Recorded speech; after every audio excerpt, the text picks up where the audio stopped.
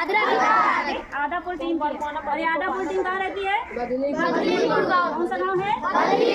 आज अदरक क्या बने हैं? है ना? अभी इन्होंने एक प्ले किया ना, जिसमें अदरक किसके पीछे छुपे थे? चट्टान के पीछे। और कितने सवाल पूछे उन्होंने? 4, है ना?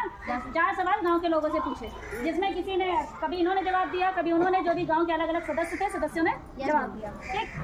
और इन्होंने जो सवाल पूछे, पहला सवाल क्या था, कोई बताएगा मुझे? पहला सवाल क्या था?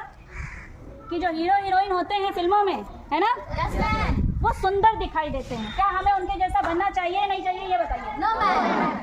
हाँ, इन्होंने बताया नहीं दिखना चाहिए। ठीक, ये पहले प्रश्न का जवाब था। दूसरा प्रश्न उन्होंने पूछा था, बोलती चट्टान ने, कि ये क्यों ऐसे दिखते हैं, तो इसका जवाब क्या आया था? मेकअप के कारण। वो सुंदर क्यों दिखते हैं? वरना वो भी हमारी ही तरह बस मेकअप कर लेते हैं इसलिए सुंदर दिखते हैं। इसका मतलब हम लोग बिना मेकअप के ही सुंदर दिखते हैं, है ना? ठीक। फिर अगला तीसरा प्रश्न क्या था इनका?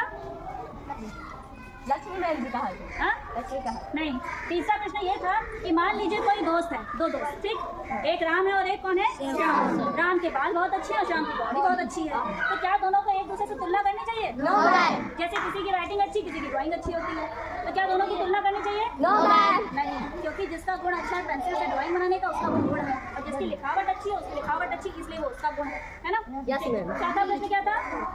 कि हमें वजन क्या किसी का पूछना चाहिए? ये प्रश्न सही है या गलत? गलत। हमें कभी किसी का वजन नहीं पूछना चाहिए कि तुम इतने पतले हो गए, क्यों हो गए, इतना वजन कम क्यों हो गया, वरना उसको लगने लगेगा ना कि मैं बहुत दुबला पतला हो गया हूँ, मुझे कोई बीमारी आ रही है। तो हमें इस तरीके के प्रश्न किसी से पूछने नहीं चाहिए।